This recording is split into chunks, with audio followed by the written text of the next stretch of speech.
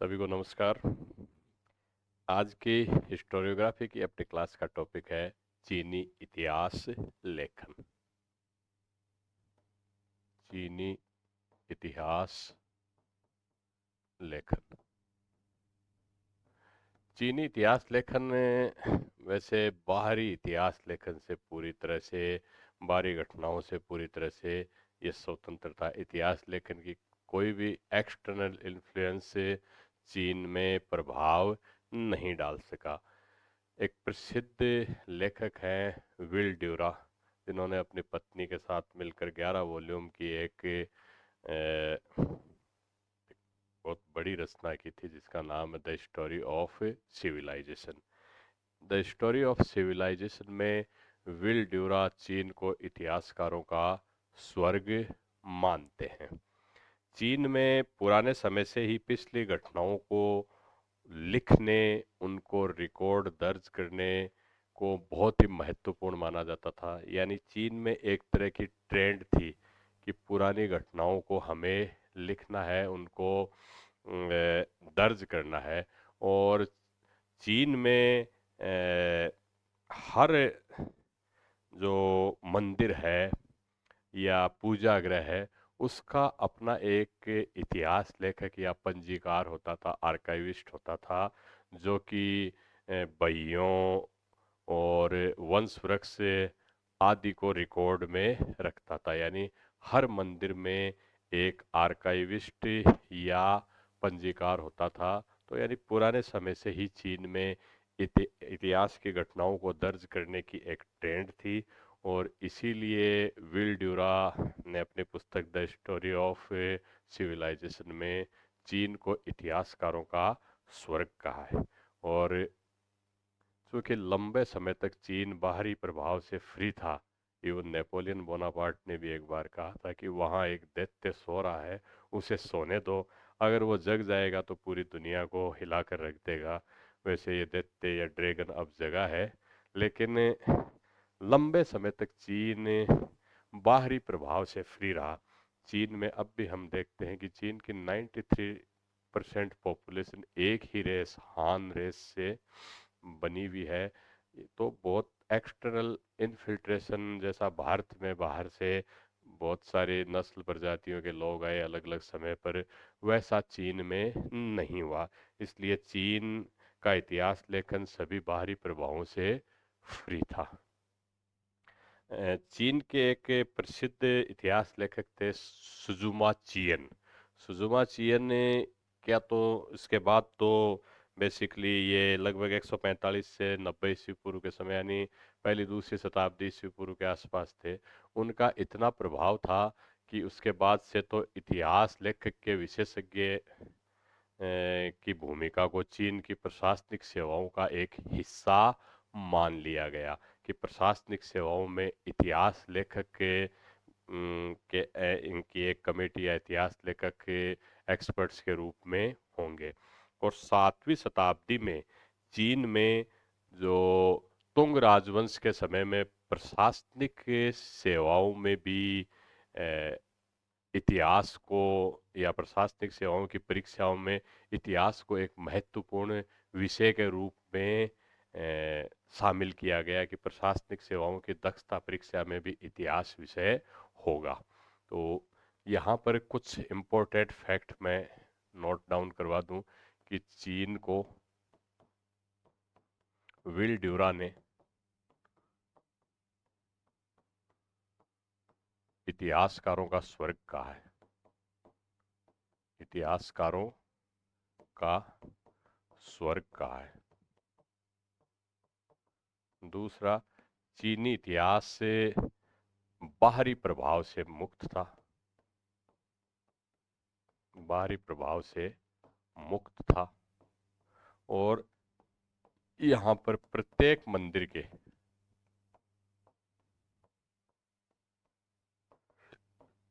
पंजीकार या लेखक होते थे। पंजीकार होते थे।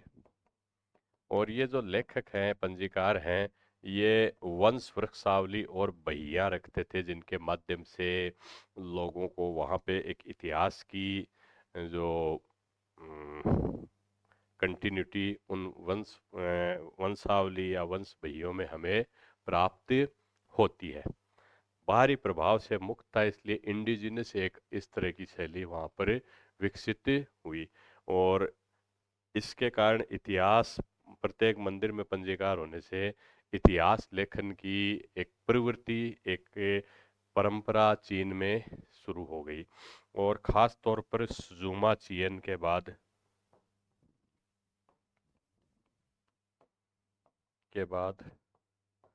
प्रशासन में, ये पहली दूसरी शताब्दी ईस्वी पूर्व के आसपास थे, तो सुजुमा चियन के बाद प्रशासन में इतिहास विशेषज्ञ अनिवार्य हो गए। और जैसा मैंने अभी बताया कि 7वीं शताब्दी में तुंग राजवंश के बाद चीन की प्रशासनिक जो परीक्षाएं हैं, इनमें भी इतिहास एक महत्वपूर्ण विषय के रूप में हमारे सामने आता है।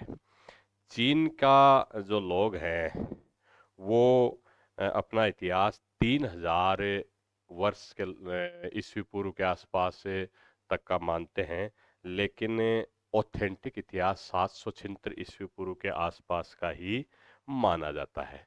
यानी 776 ईस्वी पूर्व से प्रामाणिक इतिहास है। हालांकि ये अलग बात है कि वो अपना इतिहास कितना पुराना मानते हैं। 3000 BC, 3000 ईस्वी पुराना वहाँ से अपने इतिहास लेखन की परिपाटी मानते हैं, लेकिन 776 वर्ष ईस्वी पूर्व से पहले की घटनाएं अधिक प्रामाणिक नहीं है। चीनी इतिहास लेखन में मनुष्य की तुलना में जो समाज का अध्ययन है, ये अधिक महत्वपूर्ण माना गया है। और चीनी परंपरा में वही ज्ञान श्रेष्ठ माना गया है जिसकी व्यवहारिक और सामाजिक उपयोगिता हो। तो यहाँ पर एक महत्वपूर्ण चीज ये भी है कि व्यक्तिगत जो या मानव के तुलना में सामाजिक या समाज का अध्ययन महत्वपूर्ण माना गया है। मानव की तुलना में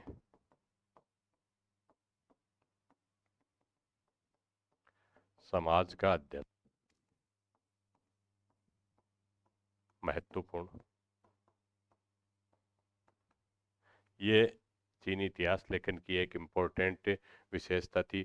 और वही ज्ञान श्रेष्ठ है जिसकी व्यवहारिक उपयोगिता हो, ये चीनी इतिहास लेखन में माना गया है।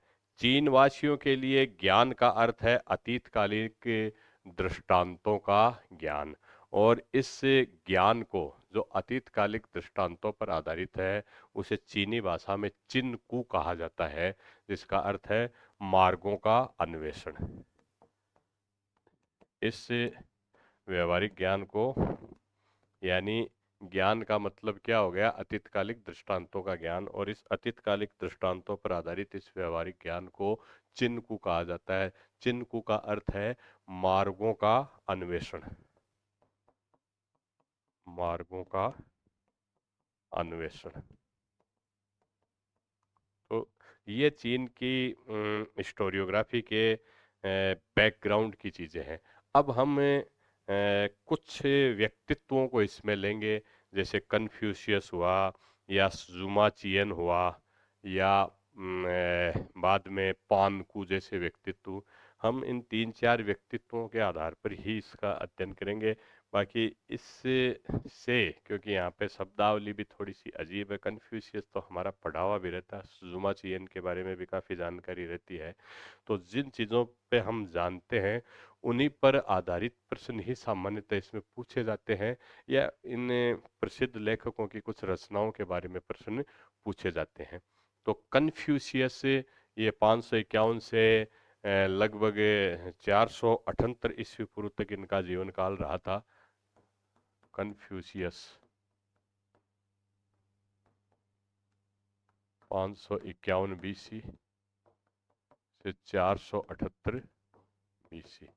कन्फ्यूशियस का चीन में इतना ज़्यादा, इतना ज़बरदस्त प्रभाव था कि इतिहासकार होने के साथ साथ चीन में सभी तरह की सामाजिक नियम, नैतिक नियम, ये सारे स्थापित करने, शिष्टाचार के नियम स्थापित करने, इनमें कन्फ्यूशियस की बहुत महत्वपूर्ण भूमिका थी।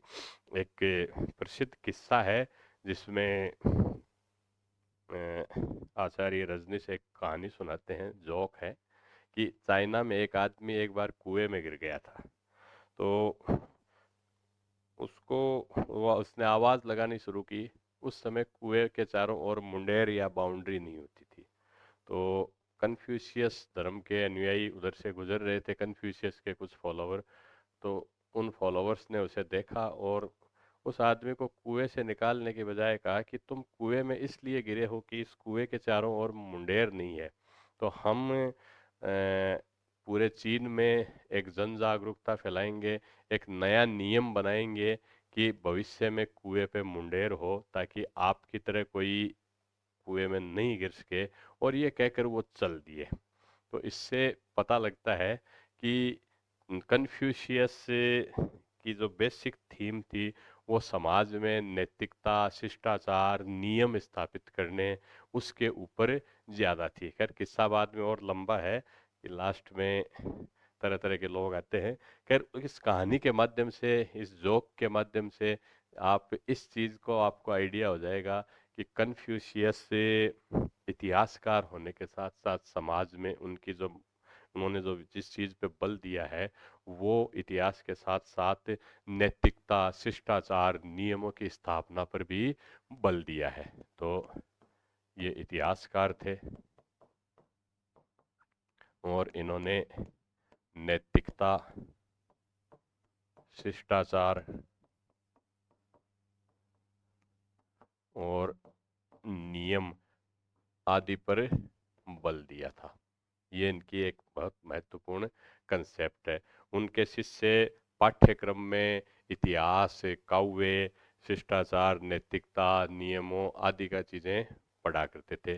कन्फ्यूशियस की जो भी रचनाएं हैं उनमें 5 प्रमुख रचनाएं, इनको 5 चिंग कहा जाता है। तो कन्फ्यूशियस की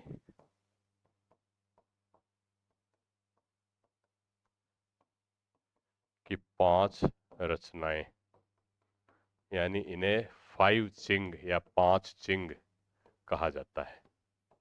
इन रचनाओं को 5 चिंग या 5 चिंग कहा जाता है। और इन रचनाओं पे सामान्यतः प्रश्न आता है कि किस रचना की कौन कौन सी विषय वस्तु है।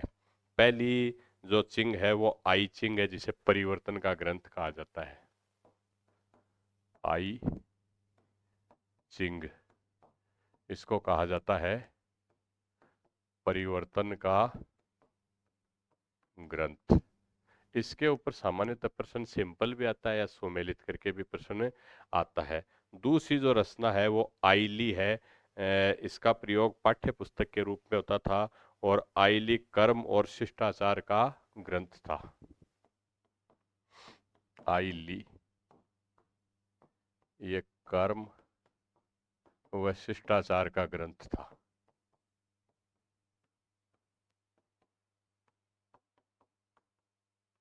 आइली कर्म और शिष्टाचार का ग्रंथ था और इसको पाठ्य पुस्तक के रूप में ये इसका प्रयोग किया जाता था। तीसरी शी चिंग है, जिसे काव्य का ग्रंथ कहा जाता है। शी चिंग ये काव्य ग्रंथ है। चौथी जो रचना है वो चुनचिए है, जिसे बसंत और शरद का इतिहास कहा जाता है। चुनचिए, बसंत व शरद ऋतु का इतिहास, ये इनकी जो चौथी रचना है। और इस रचना में, चुनचिए में, इन्होंने अपने राज्य लू में 722 से लेकर 484 ईस्वी पूर्व तक के 12 राजाओं की जीवनी लिखी है। यानी 784 से लेकर 722 से लेकर 484 तक 722 से लेकर 484 BC तक 12 राजाओं का वर्णन इसमें इन्होंने किया है। और जो अगली जो रचना है, हालांकि कन्फ्यूशियस का जन्म लू प्रांत में हुआ था, तो इस लू प्रांत के 12 राजाओं का इसमें वर्णन है।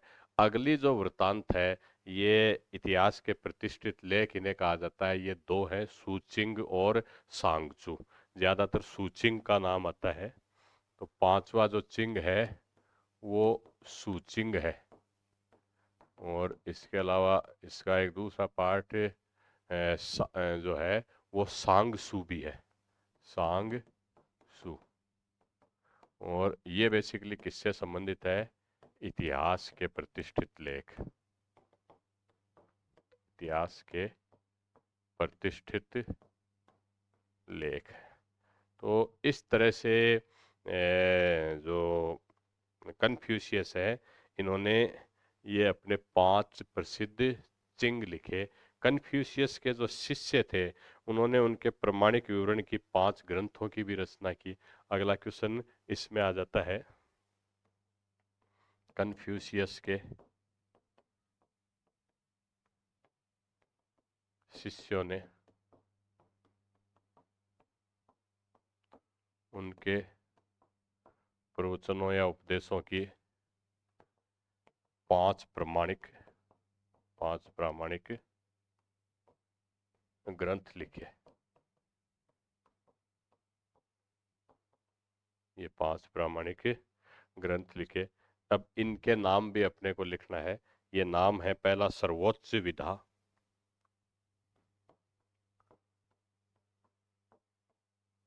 पहला नाम है सर्वोच्च विधा। दूसरा नाम है सुक्ति संग्रह, सुक्ति संग्रह दूसरा ग्रंथ है। तीसरा इसमें मेंशियस के कथन है, मेंशियस के कथन है। जो चौथी इनकी जो इनके शिष्यों की जो रचना है, वो मध्यम मार्ग के सिद्धांत है, जिसको चीनी भाषा में चुंग युंग कहा जाता था। मध्यम मार्ग के सिद्धांत, मध्यम मार्ग के सिद्धांत, इसे चीनी भाषा में क्या कहा जाता है? चुंग युंग। इसका एक दूसरा नाम भी मिलता है, तासुए है। चुंग युंग या तासुए, तासुए है। थोड़े नाम अजीब हैं, और इंडियन कंटेक्स्ट में इनको याद रख पाना रियली थोड़ा सा मुश्किल है। और इनका जो 5वां इनके शिष्यों द्वारा प्रामाणिक जो विवरण है, उनका जो ग्रंथ है, यह है पुत्रोचित शक्ति का शास्त्रीय ग्रंथ, पुत्रोचित शक्ति का शास्त्रीय ग्रंथ। तो ये सब कन्फ्यूशियस से रिलेटेड जो फैक्ट है वो है। चीन का जो सबसे बड़ा कवि है, वो कवि माना जाता है ली पाई पो, ली पाई पो। ये जो ली पाई पो हैं, ये चीन के सबसे बड़े कवि हैं, सबसे बड़े कवि ये ली पाई पो। इसके ऊपर भी एग्जाम में क्वेश्चन आता है कि चीन के सबसे बड़े कवि कौन हैं? ली पाई पो। और चीन के जो साहित्य में चाऊ युग को स्वर्ण युग माना जाता है। ये कुछ फैक्ट्स हैं। चाऊ युग को चीन का स्वर्ण युग माना जाता है, चाऊ युग को चीन का स्वर्ण युग माना जाता है। अब अगले जो इतिहासकार हैं वो है सुजुमा चियेन या सुमा चियेन। इनके ऊपर काफी प्रश्न परीक्षा में आते हैं। सुजुमा चियेन हान वंश के सम्राट वू के दरबार में थे और जैसा बताया कि इनका प्रभाव इतना ज़्यादा था कि इनको चीन में यथार्थ पर आधारित इतिहास का जनक भी माना जाता है और सुजुमा चियेन के प्रभाव में चीन में प्रशासनिक सेवाओं में इतिहास विषय को एक विशेषज्ञ के रूप में भी इतिहासकारों को प्रशासनिक सेवाओं में शामिल किया जाने लगा। सुजुमा चियेन ने एक ग्रंथ लिखा जिसका नाम है शीहचिये, जिसका अर्थ है इतिहासकार के लेख, और इस पुस्तक में 130 अध्याय हैं और ऐसा माना जाता है कि इसमें 5,26,000 चीनी जो चित्रलिपि की इकाइयाँ थी। सुजुमा चियन ने काफ़ी इन्फ्लुएंशियल माने जाते हैं और वास्तव में चीन में यथार्थ पर आधारित अतीत का इतिहास या इतिहास लिखने के ये जनक माने जाते हैं। तो अगले इतिहासकार हैं सुजुमा चियन या सुमा चियन, सुमा चियन। और ये 146 से 90 ईस्वी पूर्व, 146 से 90 ईस्वी पूर्व बीसी से 90 बीसी तक इनका जीवन काल था। और इनका जो विशेषता है, ये यथार्थ पर आधारित इतिहास लेखन के जनक, चीन के अंदर इतिहास लेखन के जनक।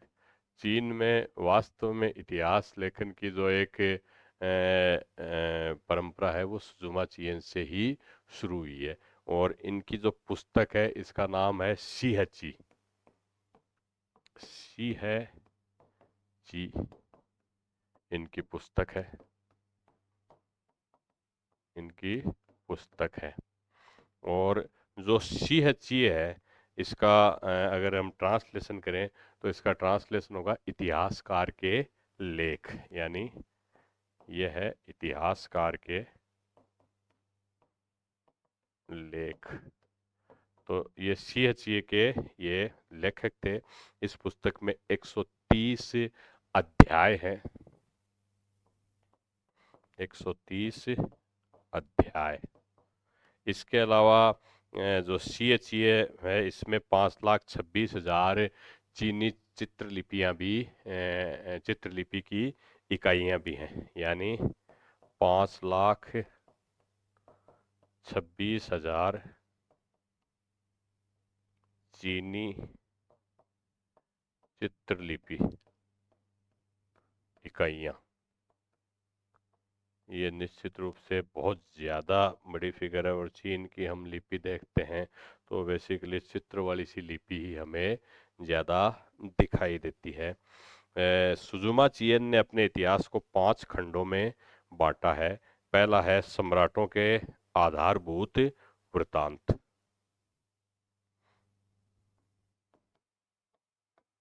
सुजुमा चियन के इतिहास के 5 भाग। इसने अपने इतिहास को 5 भागों में बांटा है और इनमें जो पहला भाग है, इसमें जो फर्स्ट पार्ट है, ये पहला पार्ट है सम्राट का आधारभूत वृत्तांत।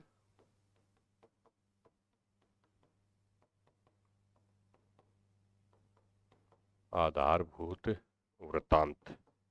और दूसरा जो पार्ट है ये पार्ट है समय सारणी, समय सारणी। और जो तीसरा इसका जो पार्ट है वो है रीति रिवाज, संगीत, पंचांग आदि। रीति रिवाज,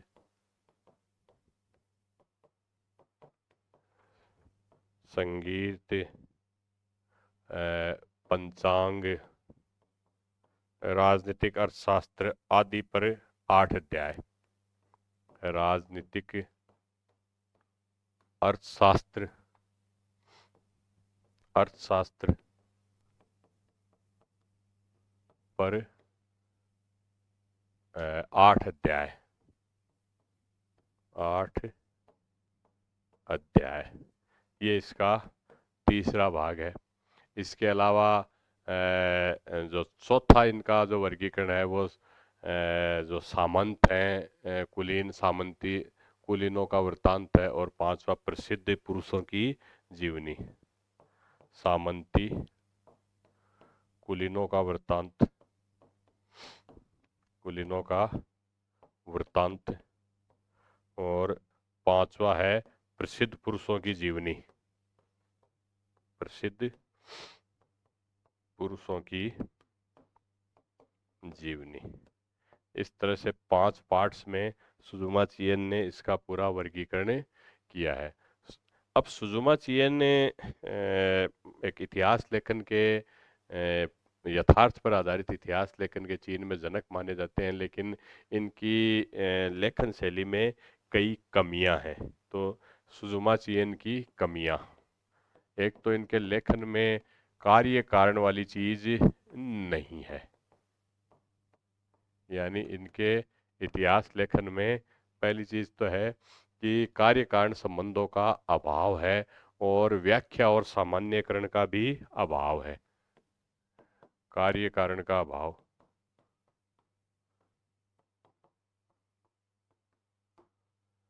व्याख्या का अभाव,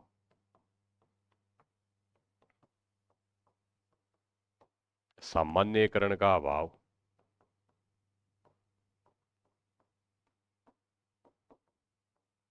ये सुजुमा चियन में देखने को, सुजुमा चियन की जो इतिहास लेखन है वो उसमें हमें ये कमियां देखने को मिलती हैं।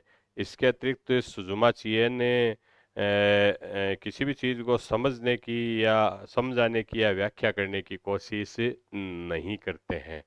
और सुजुमा चियन ने कन्फ्यूशियस के एनल्स की तरह ऐतिहासिक अभिलेख जो उसके अभिलेख है, सुजुमा चियन के लेख हैं, वो एक नैतिक शिक्षाप्रद उद्देश्य रखते हैं।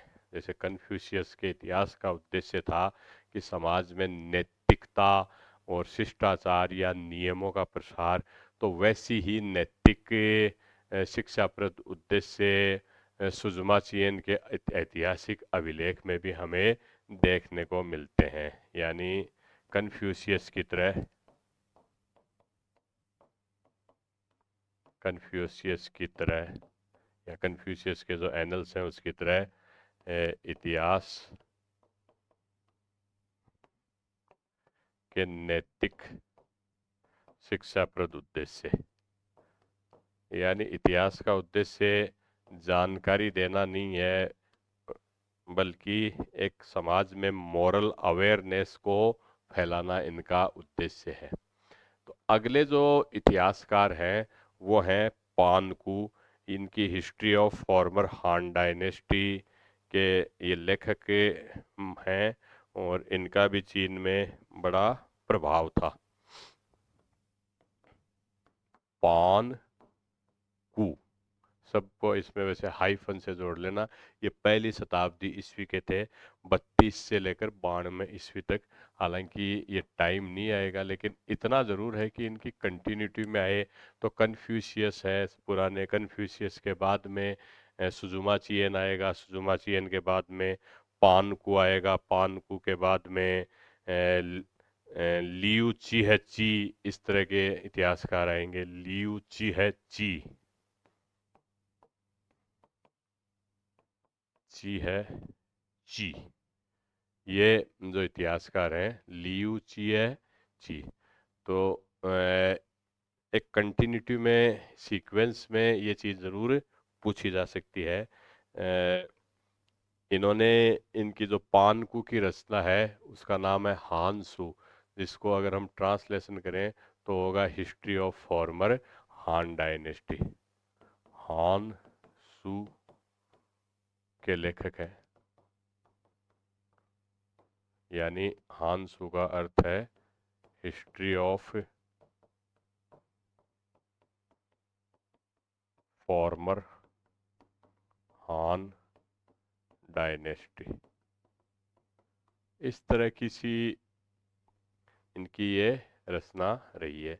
इसी तरह जो लियू ची है ची, ये जो 7वीं और 8वीं शताब्दी के लेखक थे, 661 से 721 ईस्वी तक, और इनकी जो रचना है, इनकी रचना सिंह तुंग है, जिसका अर्थ है इतिहास का विस्तृत अध्ययन।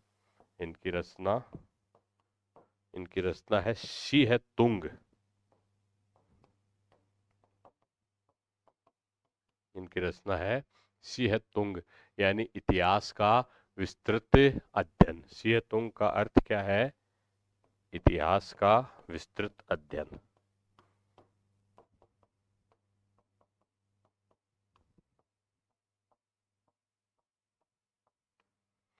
तो ये लियू चिह चिए की रचना है। अपने को बेसिकली कन्फ्यूशियस से और सुजुमा चिएन और पानकू, इनके बारे में ध्यान रखना है। खास तौर पर कन्फ्यूशियस के जो 5 चिंग हैं, उनके नाम और उनकी विषय वस्तु, इसके ऊपर सामान्यतः प्रश्न काफ़ी पूछे जाते हैं। अब चीन के इतिहास लेखन का अगर हम आलोचनात्मक अध्ययन करें, तो इतिहासकार विल ड्यूरा ये कहते हैं कि चीन में इतिहास उद्योग से उठकर कला का दर्जा प्राप्त नहीं कर सका। क्योंकि विल ड्यूरा का कथन है, जिन्होंने चीन को इतिहासकारों का स्वर्ग कहा था, उन्होंने ये कहा है कि चीन में इतिहास जो है वो कला का दर्जा प्राप्त नहीं कर सका। तो आलोचनात्मक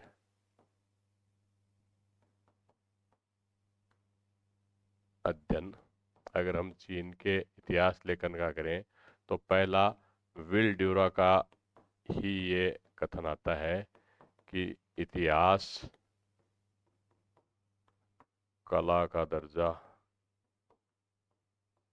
नहीं प्राप्त कर सका।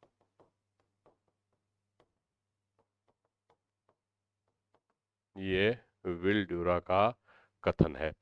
दूसरा है, चीन के इतिहास में कार्य कारण संबंध और व्याख्या सामान्यकरण, इसका अभाव है, जो कि हमने सुजुमा चिएन में भी देखा था। कार्य कारण व्याख्या स्पष्टीकरण सामान्यकरण,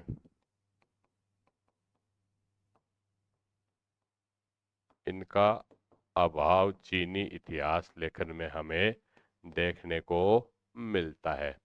और तीसरी अगर इसकी हम समालोचनात्मकता देखें, तो इसमें एक चीनी इतिहासकार, इसका एक पॉजिटिव पक्ष है कि पाठ आधारित आलोचना में ये माहिर थे। पाठ आधारित आलोचना में माहिर थे। पाठ आधारित आलोचना में चीनी इतिहासकार एक्सपर्ट थे। और चौथी एक समालोचनात्मक या चीन के इतिहास की जो विशेषता है, वो ये है कि चीन के जो इतिहासकार किसी भी दस्तावेज में दर्ज बयान को सही मान लेते थे, अगर उसका खंडन नहीं किया गया है। ये एक कमी है कि अगर गलत चीज़ 3-4 सोर्सेज से प्रूव हो रही है, तो वो उसको सही मान लेते थे। यानी अगर किसी भी दस्तावेज में बयान जो दर्ज किया गया उसका कहीं खंडन नहीं है, तो उसको वो सही मान लेते थे। और किसी घटना में मान लीजिए दो परस्पर विरोधी विचार अपने सामने आते हैं, तो वो उसमें तालमेल बिठाने की कोशिश करते थे। तो ये इनकी एक कमी है कि अगर विरोधी बयान न हो, तो वे वर्णन को सही मान लेते थे।